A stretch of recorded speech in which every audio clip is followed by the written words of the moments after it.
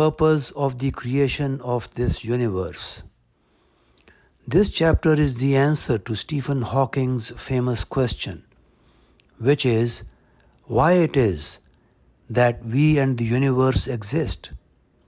If we find the answer to that, it would be the ultimate triumph of human reason, for then we would know the mind of God. This question is mentioned on page 185 of Stephen Hawking's book, A Brief History of Time. Let's begin. Purpose of the creation of this cosmos or universe is to test and grade humans and jinns, the two spiritual beings or minds, so that they may earn honor, grace, and ranks according to the merit at the time of their return to the actual order of the existence or permanent world, which is non-matter. After the initial phase of physical reward and punishment, that is, nuzul, we the spiritual beings shall be reverted to the actual order of existence or permanent world. What is nuzul? To understand this concept, I would request you to please use Space and Time Graph YouTube so that you can understand the concept of nuzul without any problem. Thank you. Now let's talk about nuzul for a short while. Nuzul is the material phase of reward for the successful on the Day of Judgment, that is Yawmul Qiyamah. Let me clarify that further. If you look at the graph, you will see various points, and I will use these points to explain this concept. The hour or sa'a is the beginning of Yawmul Qiyamah. Yawm here means a long period, not a day like in our word. What is Qiyamah? It refers to the second phase of Yawmul Qiyamah, where we will be resurrected with new bodies and will be held accountable for our deeds. So we may call it the judgment period. This is also very visible on the space and time graph. Now let's talk about nuzul. This is the third phase of Yawmul Qiyamah, in which the successful will be sent to paradise and the failed ones will be sent to hell.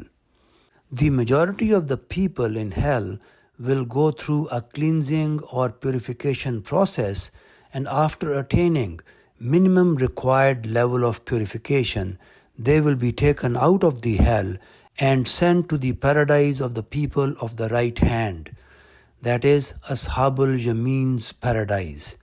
This is the second category of paradise. The first one is for the Sabiqun, the foremost category. Now these people will be removed from the hell through the intercession or shafaat of prophets. I would like to mention again that there is another paradise for humans and jinns, which is for the foremost category of believers, called Sabiqun in Holy Quran. Now let's move on with the chapter again. The Holy Quran refers to the permanent word as the Great Throne. Now what is Great Throne? Let's try to understand that as well. Great Throne is called Arshul Azim or Actual Order of Existence or Alme Lahut. These terms, Arshul Azim, Alme Lahut, have been used in Muslim tradition. Great Throne is the place from where we were sent to this universe for test, and we will be reverted back to it after the annihilation of this universe. Great Throne is the same place where we entered into covenant with God, that is called Ahde Alast in Quran, which means, am I not? Let's continue with the chapter again. Great Throne is the abode of our permanent life. This present cosmos or universe was created for a specific period within that actual order of existence or permanent world, and it is continuously expanding within a small space in the actual order of existence like a balloon. After the ordained specific period, it shall be totally annihilated. From this point onwards, we shall be using two terms for our understanding. One, the temporary word. It signifies the seven heavens and earths, that is, this present material, temporary, finite cosmos or universe which God has created for testing and grading humans and jinns, the two spiritual beings. This concept is mentioned in Holy Quran in chapter 23, verse 86. The next term is the permanent word. This signifies the great throne of God, that is, non-matter actual order of existence, which is the abode of our permanent life. Let me clarify that further. The permanent word refers to the actual order of existence. This is mentioned as Arshul Azim in Quran, chapter 23, verse 86. This is also called Alme Lahut or Alme Arwa or Alme Amr in Muslim tradition. Let's continue with the chapter now. The actual order of existence is ruled by a just, merciful, and a compassionate king. That king is our creator and our God. As far as the reality of permanent word is concerned, that is beyond our understanding and imagination. The dwellers of that permanent word are angels, the spiritual beings. Quran informs us that they have different ranks and positions, and they are assigned responsibilities according to their status. There is an angel, Gabriel, also known as Jibrail in Urdu, who is entrusted with the responsibility of being the divine messenger to the prophets. There are others who record our deeds. These different responsibilities imply certain grading and status. All this perhaps imply that angels would have gone through some kind of test as well, otherwise they could not have had different ranks in the permanent word. For example, the Quran states about the archangel Gabriel that he possesses great power and very high status with the Lord of Throne, and that he is obeyed there. In order to become a member of that permanent word, one has to qualify for it first, and then attain positions according to the grades determined through the test in this worldly life. The Quran informs us that we, the spiritual beings, persons, were created in that permanent word. The Quran terms these spiritual beings as Al-Nafs. There, we were made to go through systematic training and acquired different values and concepts. Justice. It is the value that we acquired in that permanent word or the actual order of existence. Various manifestations of this basic value are truthfulness, honesty, trustworthiness, merit, and commitment. Justice is a moral concept.